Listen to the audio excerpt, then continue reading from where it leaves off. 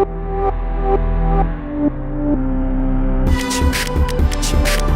Hi and welcome to this another episode with me Aarshi. एक और video के साथ मैं आपके सामने हूँ और मेरे साथ आज सिद्धांत है। यूजुअली होता क्या है, जब भी हम कैट देते हैं तो हमारे ड्रीम कॉलेजेस होते हैं IMABC, right? And I think Siddharth is from one of those colleges.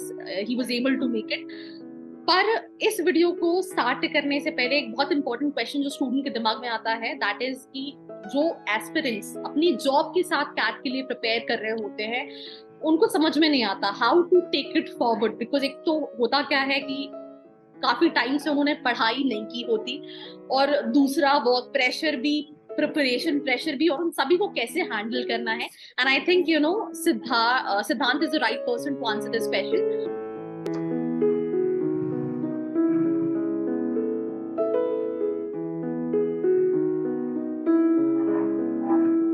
So Siddhant, first of all, I want you to introduce yourself, a little bit about yourself, and then we'll be moving to the question.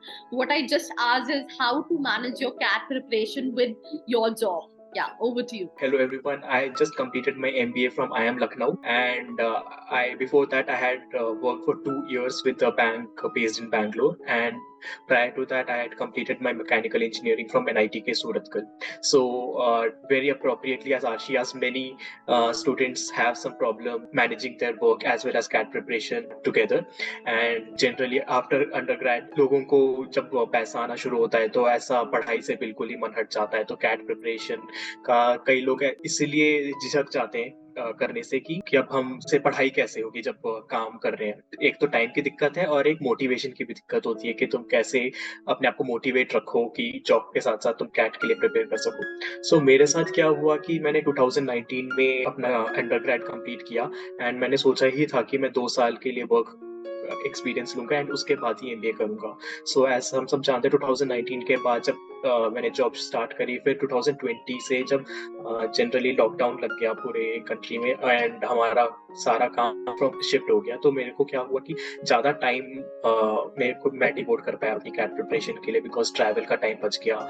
Even जब work घर से करते हो तो तुम अपना time ढंग से मैनेज कर सकते हो कि कभी फ्री टाइम मिल रहा है तो उसके बीच कैट प्रिपरेशन हो गई। तो मेरे साथ तो ऐसा हुआ कि लॉकडाउन मेरे लिए थोड़ा बून रहा कैट प्रिपरेशन के लिए।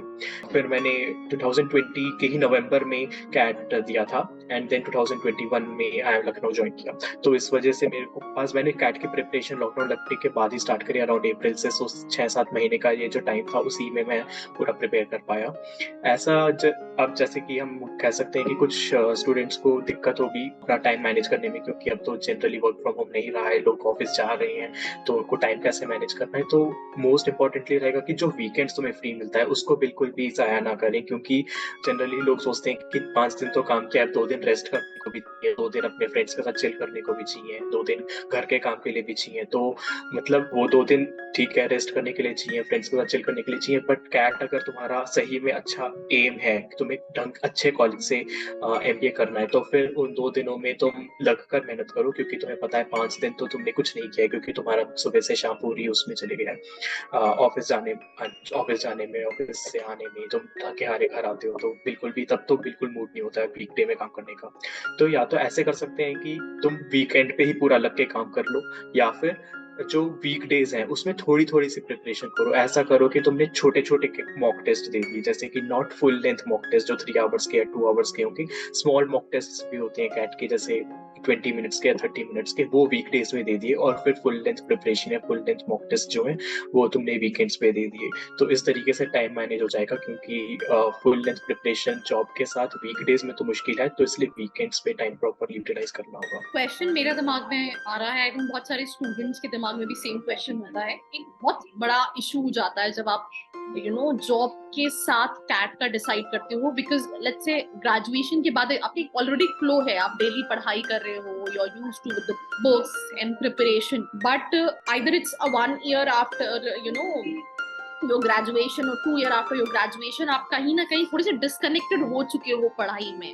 तो वो एक इंटरेस्ट भी लेकर आना एक बहुत डिफिकल्ट चीज होती है बहुत सारे स्टूडेंट्स के लिए, कि वो मतलब बैठा नहीं जा रहा, मतलब वो तो उसके लिए I think there might be situations जो आपके साथ भी हुई थी, तो इस पे क्या सजेशन है आपका? हाँ, तो इसके लिए कि कैसे खुद को मोटिवेट किया जाए कि पढ़ाई को कैसे स्टार्ट करें, एटलीस्ट यही सबसे पहला मोटिवेशन रहेगा। तो इसके लिए होगा कि जैसे तुम्हारे जो भी तुम्हारे साथ ग्रेजुएट करके जो वर्कएक्स में जॉइन किए हुए फ्रेंड्स हैं, बाकी फ्रेंड्स जो भी कैट के ये एम कर रहे हैं, उनके साथ एक ऐसा स्टडी ग्रुप जैसा बना लो। स्टडी ग्रुप नॉट नेसेसरीली कि तुम उनके साथ बैठ के पढ़ाई कर रहे हो। ऐसा हो सकता है कि तुम अपनी प्रोग्रेस एक-दूसरे के साथ शेयर कर रहे हो, या फिर तुम अपने टेस्ट स्कोर्स जो भी मॉक टेस्ट्स तुमने लिए हैं वो एक-दूसरे के साथ शेयर कर रहे हो। तो इससे ये होता है कि तुम एटलीस्ट थोड़ा-सा माइनरली कॉम्पिटिटिव सिनेरियो भी आ जाता है अब जब तुम और तुम्हारे फ्रेंड्स आपस में अपने मॉक टेस्ट्स या कैट की प्रिपरेशन डिस्कस कर रहे होते हैं, और साथ के साथ मोटिवेशन भी बना रहता है कि हाँ, ये तो इतना आगे बढ़ गया है तो मेरे को भी अब कर लेना चाहिए। तो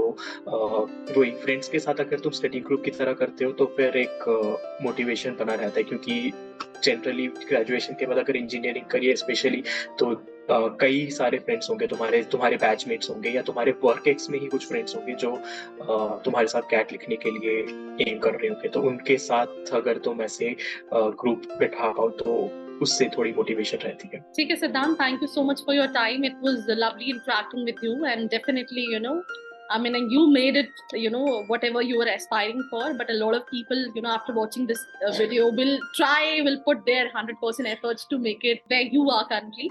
So, thank you so much for your time. Thank you, Ashi. Thank you.